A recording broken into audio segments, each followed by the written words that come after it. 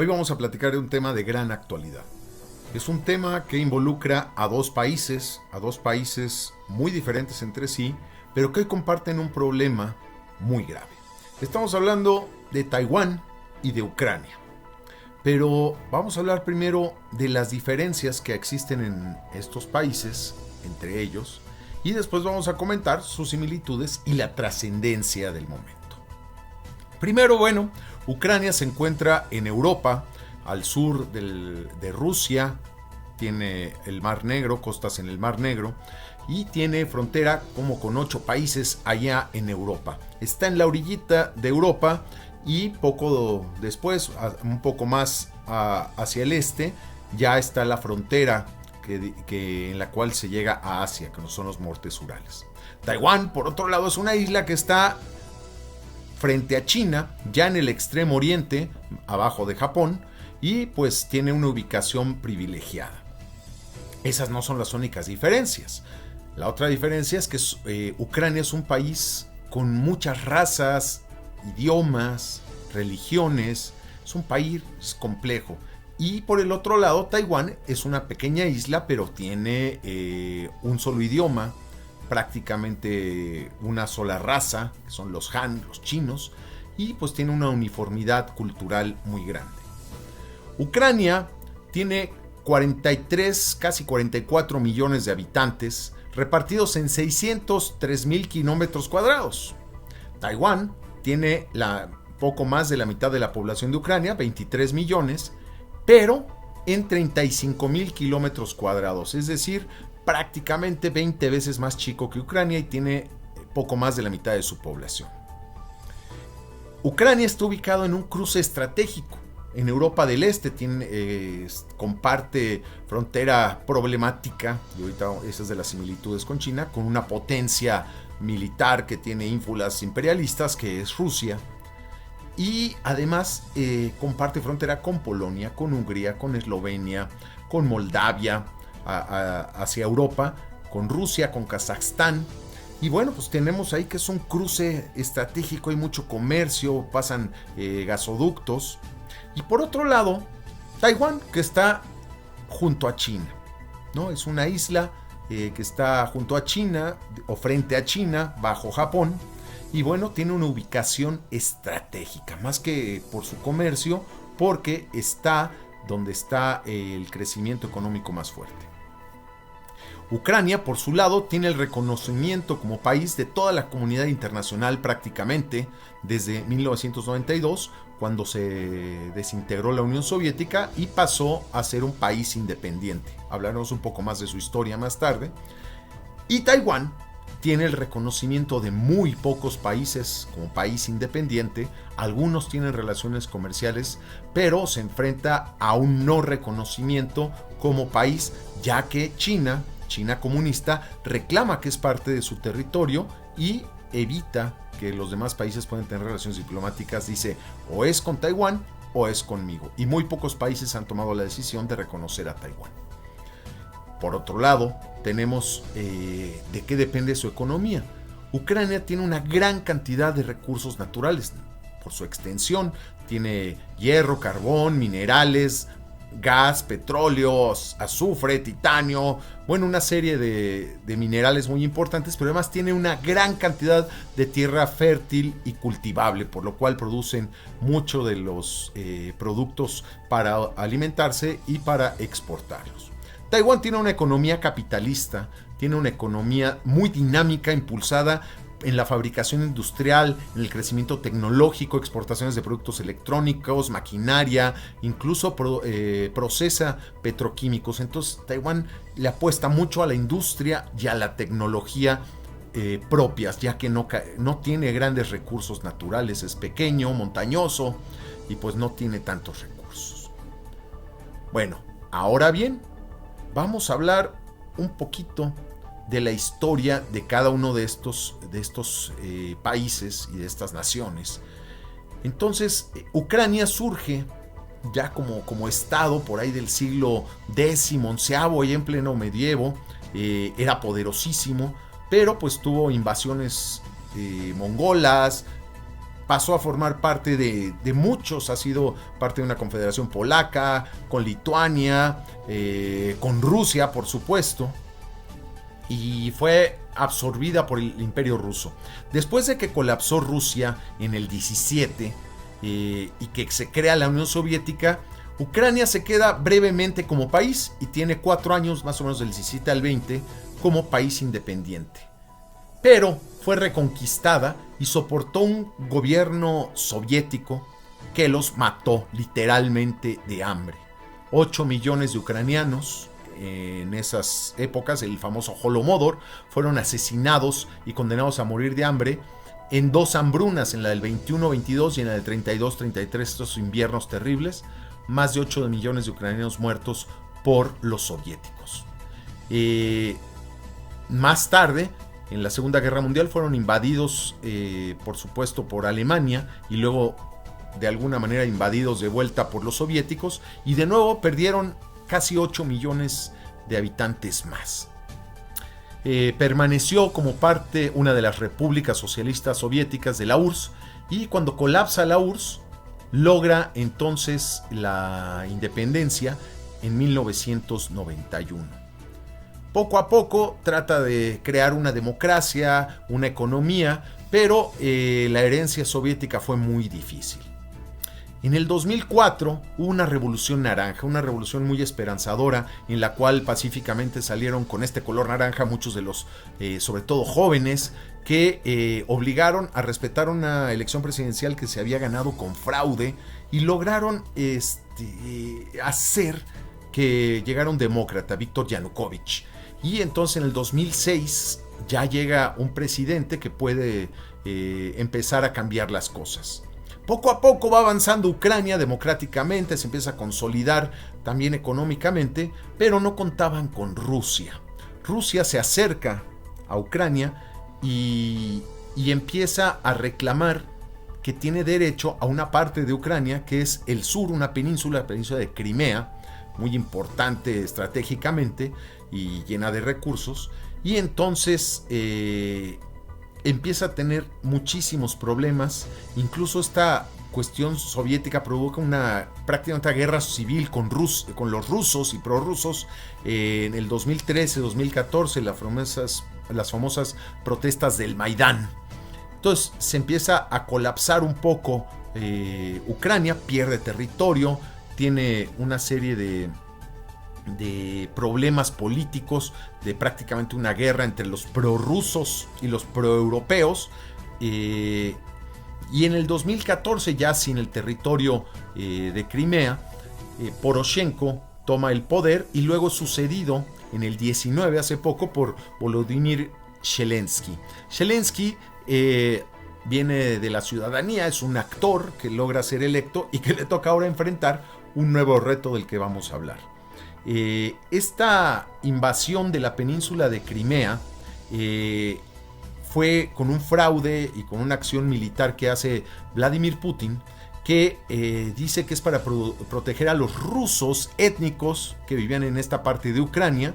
Invade y después hace un referéndum con fraude sobre la integración de Crimea a la Federación Rusa. Por supuesto, este referéndum no es respetado por la comunidad internacional, ni la ONU, ni Ucrania, por supuesto, los Estados Unidos, y más de 100 miembros de la ONU han rechazado oficialmente este referéndum y se mantiene un golpe muy fuerte a la integridad territorial, pero esto no ha bastado, porque hoy mismo, en el momento que estamos hablando y grabando este video, hay tropas, cientos de miles de soldados y de tropas y de instalaciones militares en la frontera entre Rusia y Ucrania, como una amenaza que tiene para volver a invadir Ucrania, lo cual ha generado tensiones muy fuertes. Por otro lado, Taiwán, pues bueno, está ahí en la parte sur del mar de la China, y ahí pues tuvo una población muy tranquila, sin una gran civilización. Más tarde las potencias europeas llegan, la descubren, la utilizan como base.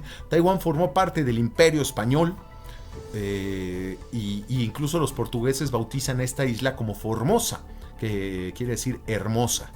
Después de los españoles llegan los holandeses, más tarde llegan los japoneses. Ya para el siglo XVIII empieza a tener una emigración de los Han, de los chinos Han, y empiezan a ser parte, digamos, de este imperio. Pero en 1895 la derrota que tuvieron contra Japón los obliga a ceder la isla a Japón. Entonces Japón gobernó Taiwán durante 50 años terribles, ¿no? En los cuales pues estaba el imperio japonés tratando de dominar toda Asia y fue una dictadura muy fuerte. Cuando viene la derrota de Japón, Taiwán queda bajo el control de los nacionalistas chinos, el Kuomintang, después de la Segunda Guerra Mundial, y viene esta terrible guerra de los comunistas que se hacen del poder en China en 1948, y salen huyendo los chinos nacionalistas del Kuomintang con Chiang Kai-shek y se van en masa a vivir a Taiwán. Se calcula que en 1949 llegaron más o menos de 2 millones de chinos huyendo de los comunistas de Mao Zedong. En esta huida, bueno, pues China reclama, China comunista, reclama que es parte de esa China comunista. Sin embargo, lo que dicen los taiwaneses es: nosotros somos la China real, en el último pedazo que quedó de la República China, y lo demás es una invasión comunista. Entonces es una guerra de reconocimientos que en los 70s Estados Unidos reanuda relaciones con China y rompe relaciones con Taiwán y mantiene un estatus del cual vamos a hablar un poco más tarde. Entonces Taiwán tiene la amenaza frente a ellos de la invasión china con una política explícita de China, donde la reclama como parte de una China, que es una política internacional la cual demanda el reconocimiento territorial, bajo el cual ya se adjudicó Hong Kong y Macao, va por Taiwán, va por Tíbet y las Islas Spratly, y una serie de visión expansionista que tiene China, en la cual incluye a Taiwán. Pero bueno, Taiwán poco a poco fue creciendo económicamente, fue creciendo democráticamente. Hoy es una democracia plena, con una economía excelente, con una tecnología en constante desarrollo. Y bueno, tenemos hoy, le llaman uno de los tigres, a pesar de los tigres del Asia, donde a pesar de que los chinos lo han estado hostigando, los comunistas lo han tenido bajo su mira y constantemente hacen ejercicios militares, tienen amenazas nucleares y tienen todo esto, pues los taiwaneses mantienen su crecimiento. Ahora, parte de las similitudes y de las que vamos a hablar hoy, pues es esta, ¿no?